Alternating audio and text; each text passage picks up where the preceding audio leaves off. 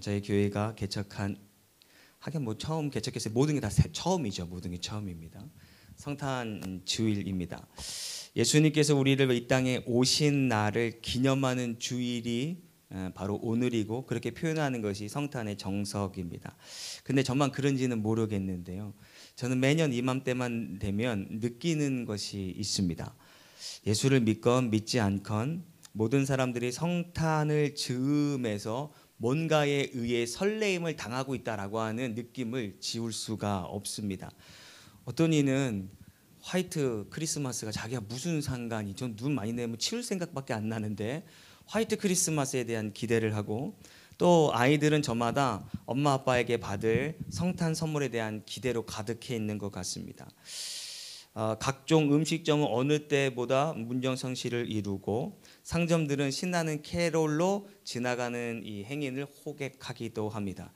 특별히 겨울철 내내 가장 하루 판매량을 기준 가장 판매량이 높은 날이 24일, 25일이라고 하니 성탄과 맥주가 무슨 연관성이 있는지도 모르겠습니다. 어떤 이는 연예인과 함께 보낼 이 성탄 크리스마스의 설레이기도 하죠. 그래서 이제 2000년 전에 예수님이 이 땅에 오실 때 마리아와 요셉이 예수님을 낳을 이 방을 찾았던 것 아니겠습니까? 근데 방마다 다들 이게 꽉 차 있으니 빈 방 찾기가 어려웠는데, 다른 것은 정반대로 하더니 이것만큼은 정주행을 하고 있는데, 그래서인지 2000년이 지난 지금도 호텔, 모텔, 리조트 1년 내내 가장 바쁜 날이 12월 24일, 25일 빈방 찾기가 어렵다고 합니다. 그런가 하면 성탄절에 인천공항이 북새통을 이룬다라고 하는 것은 이미 우리에게는 너무나도 익숙한 이야기가 됐습니다. 사람들은 무엇에 의해서 오늘 성탄절 크리스마스에 그토록 설렘을 감추지 못하는가가 늘 성탄을 대하는 저의 자세이기도 합니다. 오늘 설교의 제목이 준비되었다면 한번 읽어봤으면 좋겠는데요. 읽겠습니다. 시작. 무엇이 크리스마스에 당신을 설레게 하는가? 무엇이 크리스마스에 당신을 설레게 하는가? 저는 여러분들에게, 예수 믿는, 특별히 믿는 여러분들에게 질문하고 싶습니다. 무엇이 성탄절인 오늘 여러분들을 그토록 설레게 하냐라는 사실입니다. 오늘 우리가 읽은 본문은 다 알고 있는 본문인데요.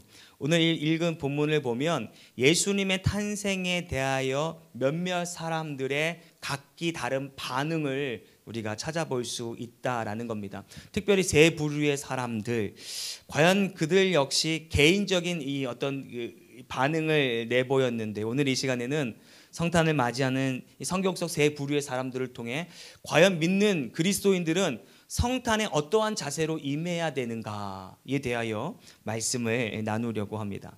첫 번째, 오늘 짧은 본문 중에 나타난 첫 번째 반응을 내보인 이가 있었는데 바로 헤롯의 반응입니다. 본문 1절의 말씀을 한번 읽어보기를 원합니다. 본문 1절입니다. 시작. 헤롯 왕 때에 예수께서 유대 베들레헴으로 나심에 동방으로부터 박사들이 예루살렘에 이르러 말하되. 아멘. 오늘 본문은 첫 번째 등장인물로 헤롯을 우리에게 소개합니다. 역사적으로 헤롯은 주전 73년에 이제 태어난 사람입니다. 다시 말하면 예수님이 태어날 즈음에 이미 헤롯은 70세가 되었다라고 하는 것을 의미합니다. 노인이 되었다라는 것이죠. 근데 이 70세 노인이요, 로마의 이 역사에 의하면 매우 고집이 세고, 그 다음에 권력을 쥐기 위해서 수단과 방법을 가리지 않는 아주 악랄한 사람으로 로마의 역사가들은 이를 기록하고 있다는 겁니다.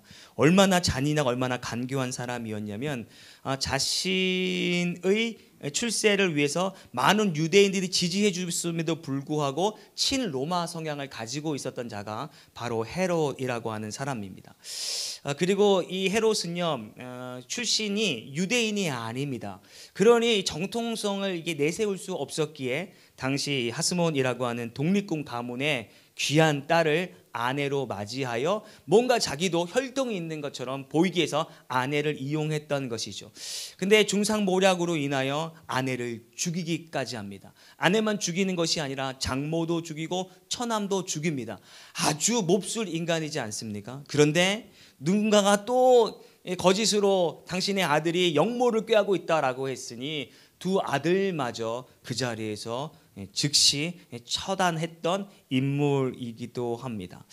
그런 인물이 유대인의 분봉왕이었는데 갑자기 어느 날 이 베들레헴에 동방 박사들이 나타나 이제 곧 이곳에 유대 왕이 나실 것입니다라고 이야기를 하는 것 아니겠습니까? 다시 강조합니다. 헤롯은 로마의 분봉왕입니다. 그의 가장 마지막 그 꿈은 무엇이냐면 분봉왕으로 끝나는 것이 아니라 진짜 이 나라의 왕이 되고자 하는, 유대 왕이 되고자 하는 열망이 있었던 것 아니겠습니까? 근데 어느 날 뜬금없이 동방 박사들로부터 이 땅에 유대인의 왕이 나실 것입니다라고 이런 소리를 들으니 얼마나 기가 차고 얼마나 놀랐겠냐라고 하는 것입니다.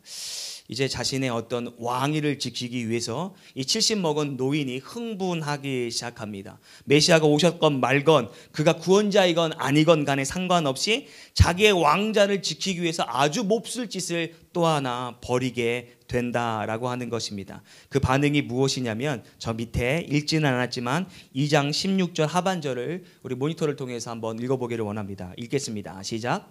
베들레헴과 그 모든 지경 안에 있는 산의 아이를 박사들에게 자세히 알아본 그때를 기준하여 2살부터 그 아래로 다 죽이니.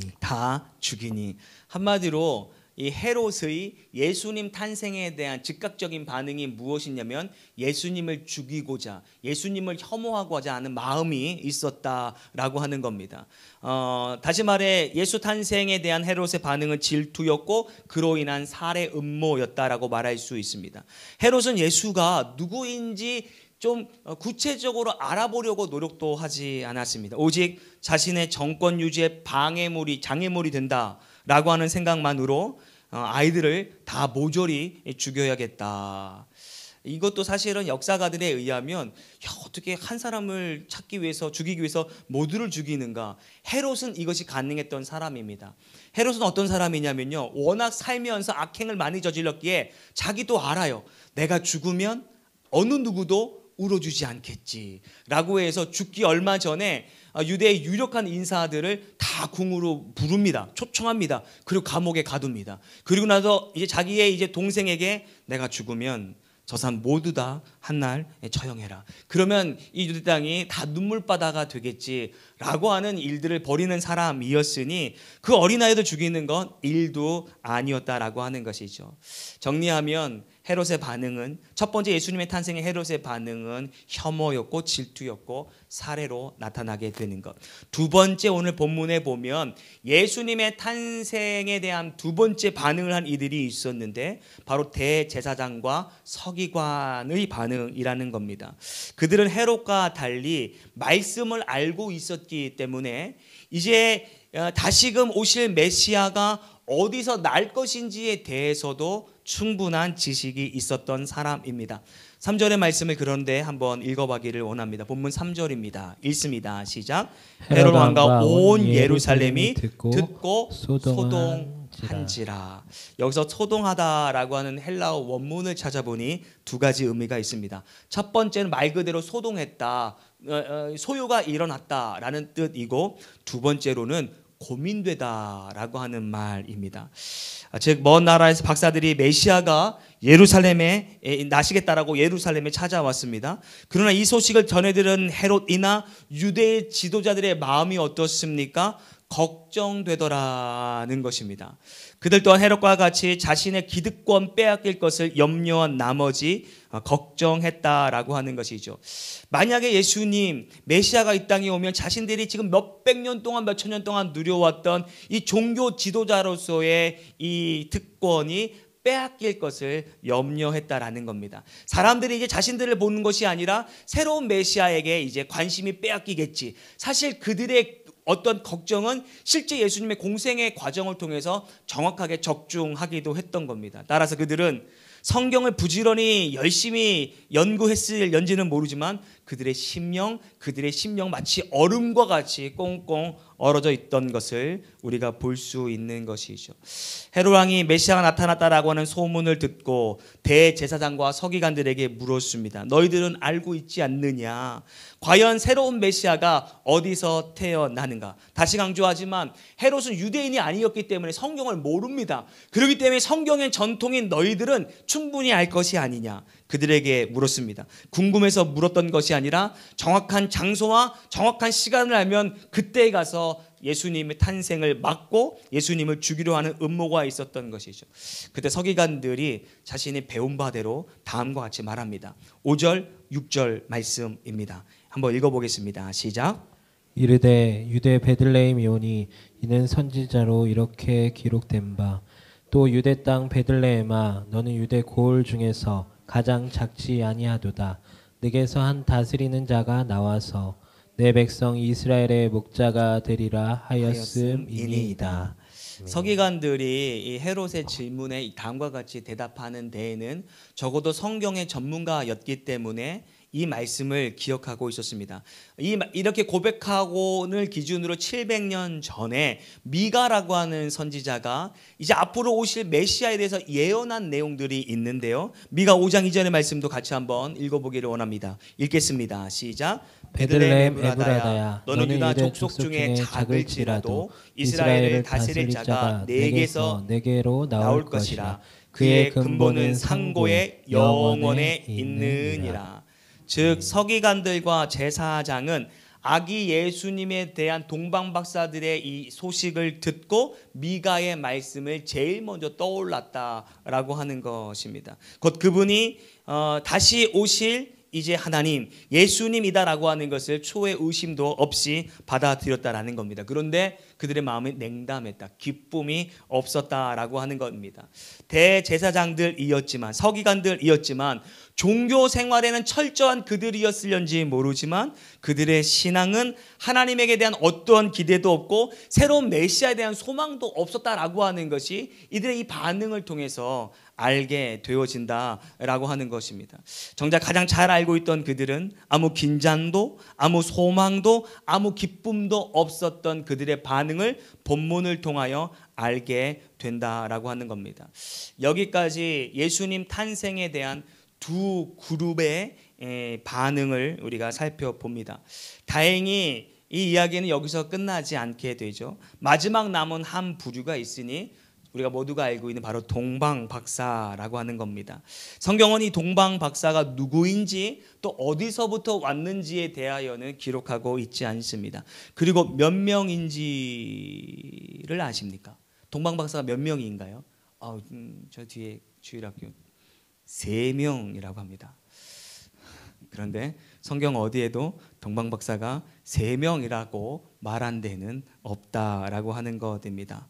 의심의 눈초리로 쳐다보시는데 성경을 아무리 찾아봐도 동방박사가 3명이었다라고 말하고 있지 않습니다. 다만 동방박사가 예수님께 이제 보배 이제 선물을 3가지 드렸다라고 하는 것으로 3명으로 추정할 뿐이지 3명이었다라고 하는 것은 없죠. 근데 이 동방박사에 대해서 어느 누구도 밝혀내지 못한 또 하나의 새로운 가설을 한국에서 발표한 바가 있는데 이 동방이 어디냐 이것에 대하여 발표한 바가 있는데 동방이 한국이라는 겁니다.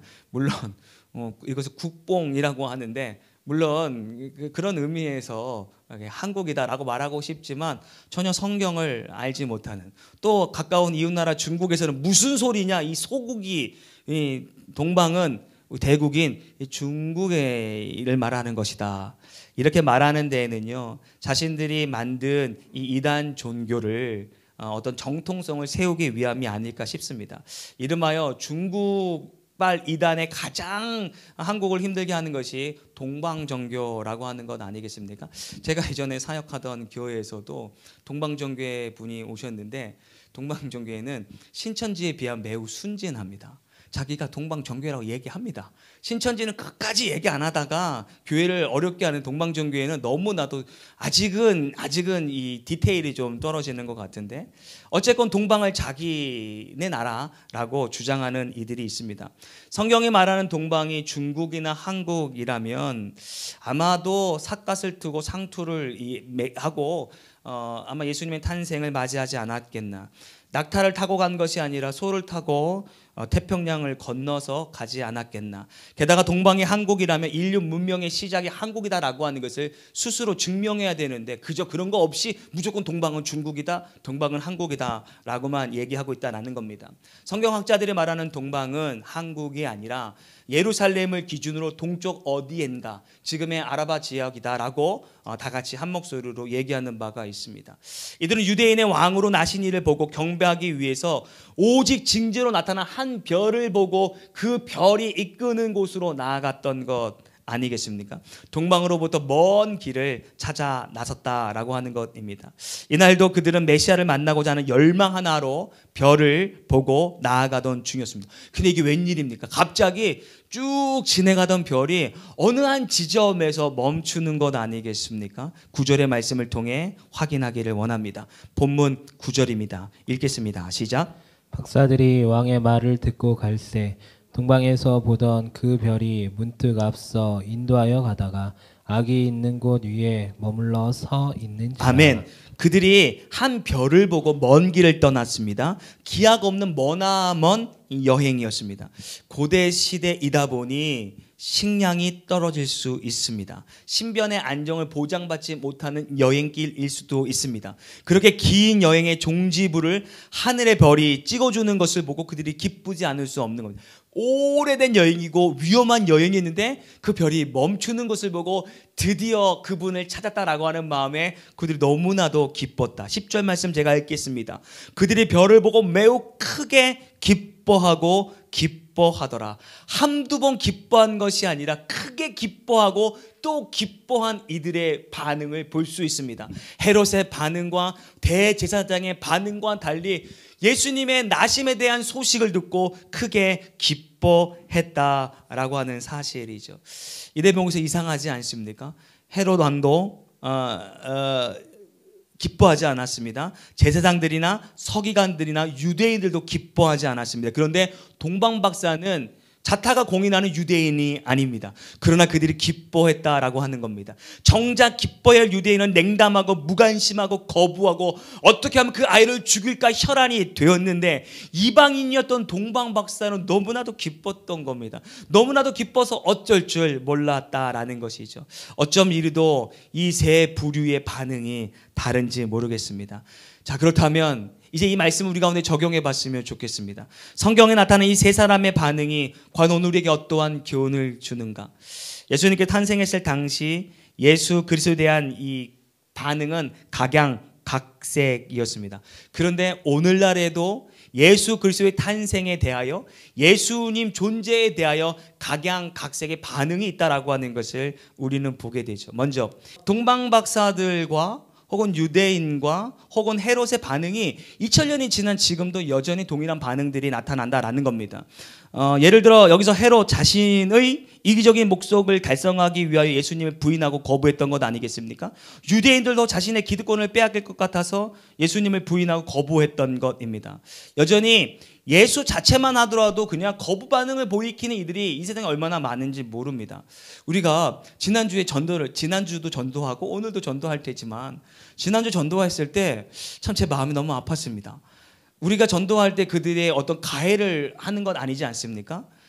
복음을 전하기 위해서 조금 부드럽게 하기 위해서 조그만 선물도 정성스럽게 담아 주는데 그것을 거부하는 것까지는 괜찮습니다. 근데 지난주에는 야, 이거 조금만 더 하면 정말 한 대 때릴 것 같다라고 하는 마음으로 그냥 예수님 전하는 우리들의 모습을 거부하는 것, 그냥 증오하는 것, 싫어하는 모습들이 2000년이나 지금이나 동일하게 존재한다라는 겁니다.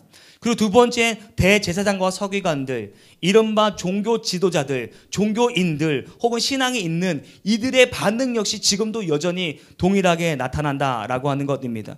여전히 오늘날 이스라엘 대제사장들과 서기관들처럼 예수 그리스도의 복음을 듣고서 아무런 반응을 하지 않는 이들이 여전히 교회 가운데 있다는 겁니다.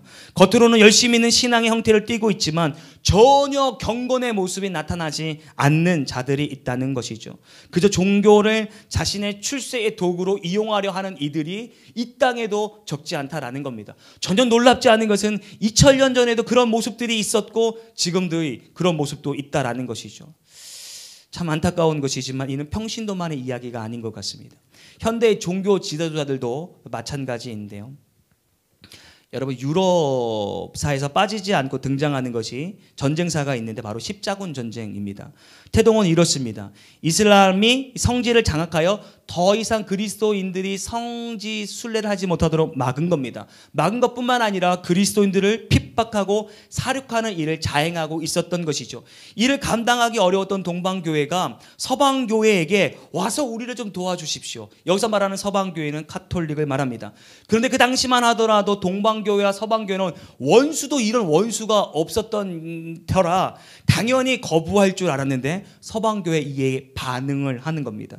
십자군 전쟁은 동방교회, 서방교회, 기득권자들에게 있어서 자신의 정치적인 권력과 부와 명예를 새롭게 하거나 견고하게 하기 위해서 너무나도 좋은 기회였고 찬스로 받아들였다라는 겁니다. 그래서 사람들 많이 보내야만 했습니다. 숫자가 곧 자신의 정치력이고 많은 숫자가 가야 황제가 자신의 능력을 인정해 줄 것이라고 생각했기 때문입니다. 그래서 무려 10만 명이라고 하는 성도를 전쟁터라고 하는 사지에 내몰았던 것입니다. 어떻게? 전쟁은 곧 천국엔 티켓입니다 라고 설교했습니다. 전쟁의 결과와 상관없이 이것은 참여한 것만으로도 당신을 천국으로 인도할 것입니다. 마음이 연약한 성도들은 믿음과 신앙을 볼모로 그들에게 가스라이팅을 했다라는 것이죠. 심지어 5차 이 십자군은요, 어린 아이들까지 동원하여 전쟁에 참여하는 것이 아니라 중간에 노예로 팔아버리는 이런 일들을 교회 지도자들이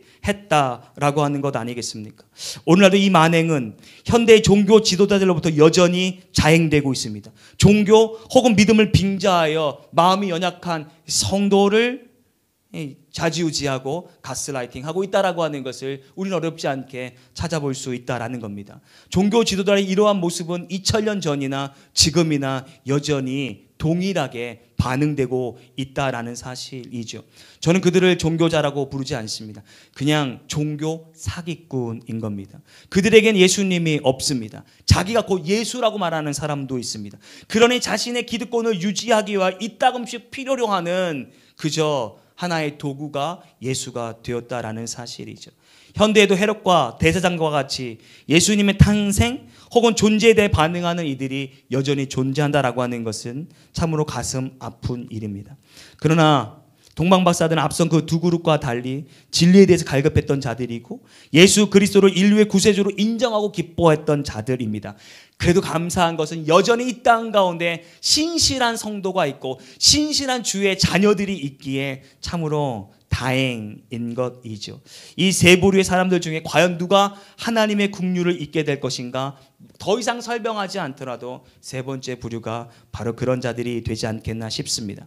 그렇다면 오늘 우리는 어떤 부류에 속하는 자인지를 우리가 한번 스스로에게 질문해 보아야 합니다.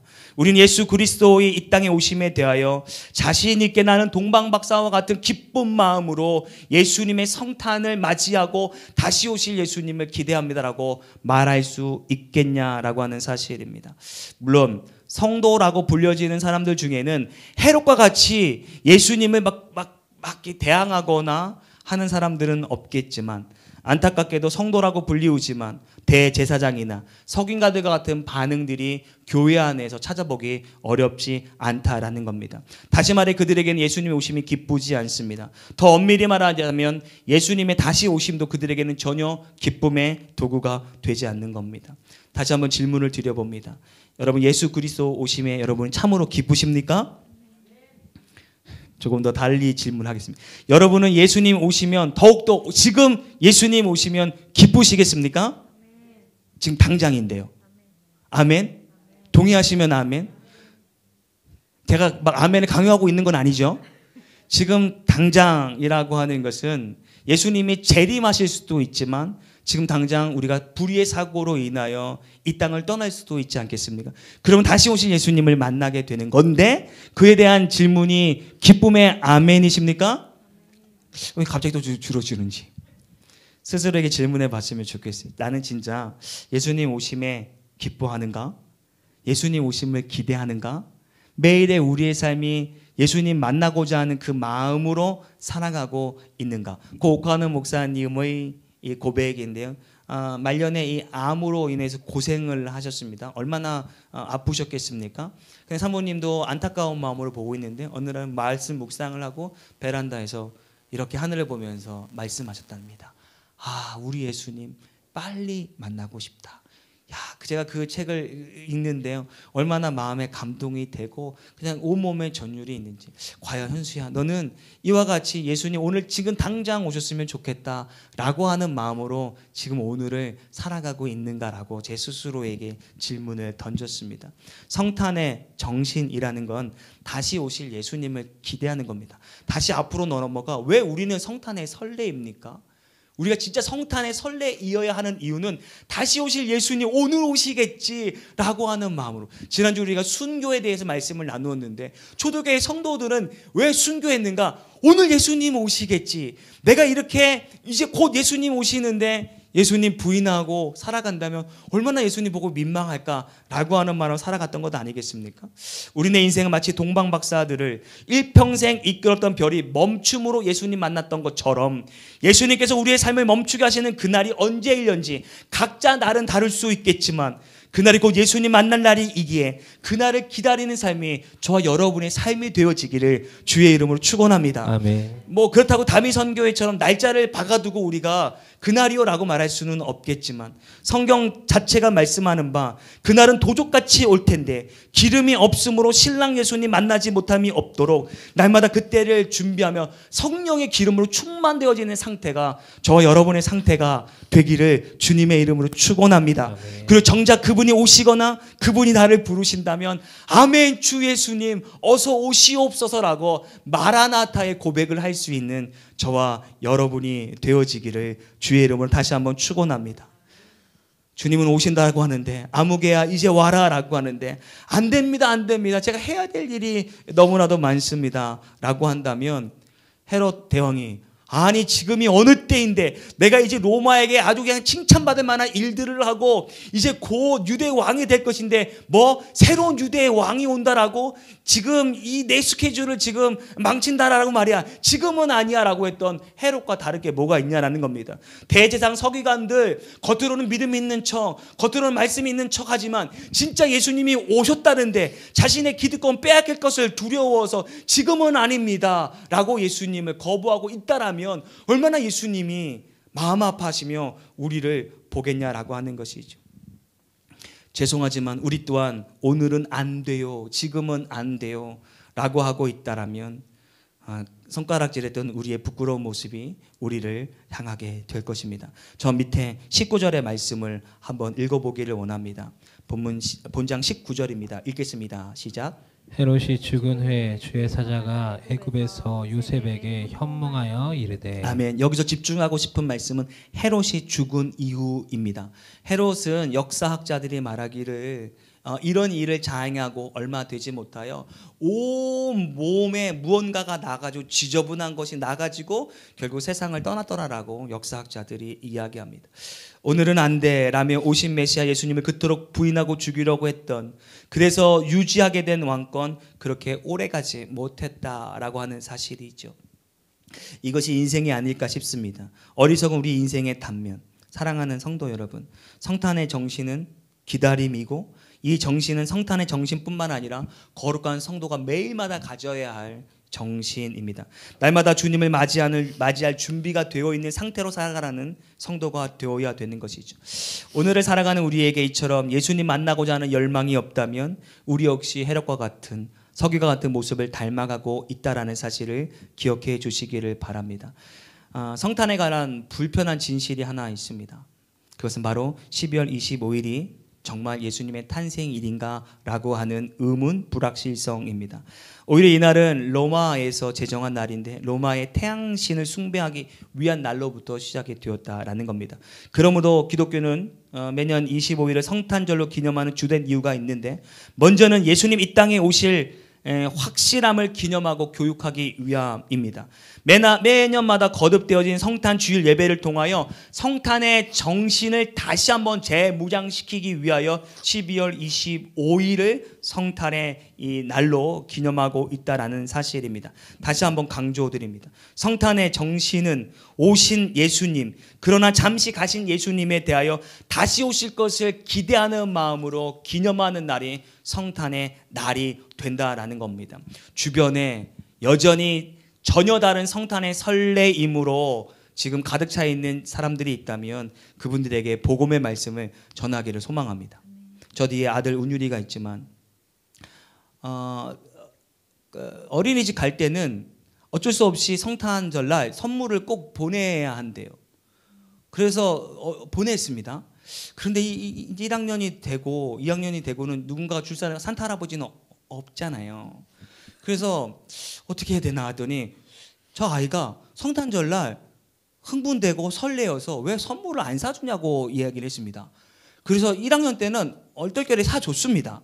근데 2학년이 됐는데 좀 괘씸하기 시작했습니다.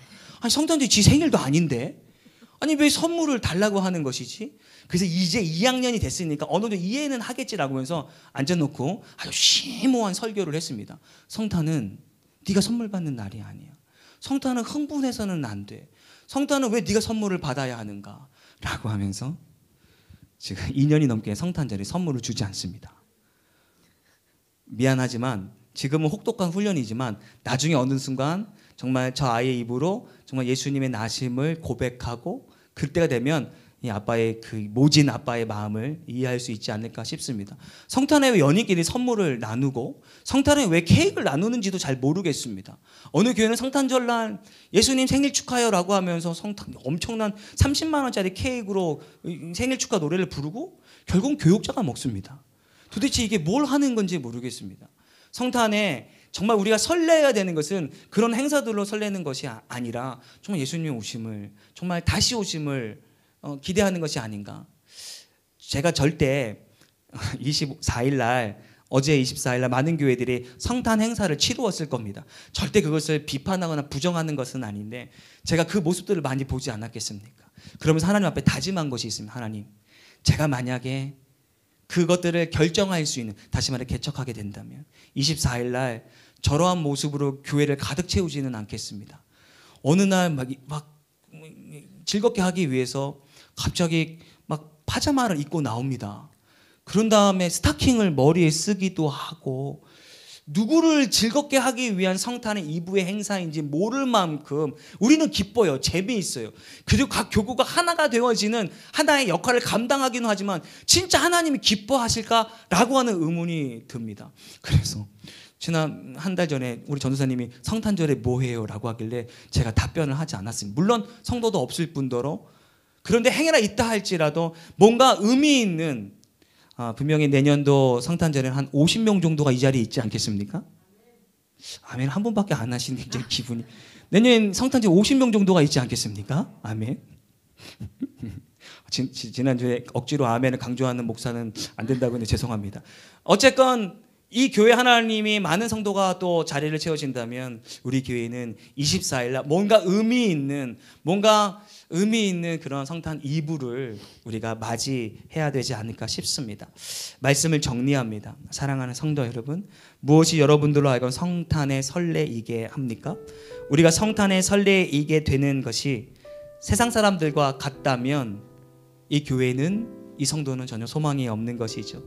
오직 나를 위해 이 땅에 오신 예수님, 동방박사들과 같이 기뻐하고 우리가 가진 최고의 것을 그분에게 드림으로 나아갈 수 있는 저와 여러분이 성탄이 되기를 소망합니다. 왜 예수님이 마구간에 나셨습니까? 매우 중요한 것인데요. 그들에게 있어서 그때가 대목이었습니다. 온 동네가 순례객으로 가득한 때였습니다. 그러니 뭐 저마다 다 이게 여관, 저마다 다 호텔, 저마다 다 리조트 다 돈 있는 사람들은 한 자리를 차지하고 있었습니다. 다들 돈 버는 일에 미쳐 진짜 메시아가 오셨음에도 불구하고 그 메시아를 알아보지 못하여 자신의 빈방을 내어주지 않았습니다. 왜냐하면 예수님이 가난했기 때문에, 돈이 없었기 때문에, 더 많은 웃돈을 줘서라도 받고 싶은데 받지 못했기 때문입니다. 상업의 논리가 성자 예수님을 덮었다라고 하는 사실입니다. 근데 그 중요한 건 그 돈이라는 것은, 이 만몬이라고 하는 것은 여전히 지금도 성업하고 있습니다. 정작 선탄에 집중해야 할 우리의 정신은 온갖 화려한 것들로 이 만몬이 지배하고 있다라고 하는 것입니다. 돈으로 성탄의 기쁨을 사려고 하는 이 경향이 우리에게 있지 않습니까? 이전보다 더 기가 막힌 이벤트로 사랑하는 사람과 혹은 교회가 그것을 나누려고 하고 있지 않냐라고 하는 것입니다. 이 모든 것들이 성탄의 정신을 묻어버리고 있다는 것. 성탄의 정신은 오늘도 예수님 내 마음에 오시옵소서, 마라나타 주 예수님 우리의 가정에 오시옵소서, 오늘도 오늘 죽어도 주님 만나기를 기대합니다 라고 하는 마음을 다시 한번 확고히 하는 날이 성탄의 주일 오늘이 되어지기를 주의 이름으로 축원합니다.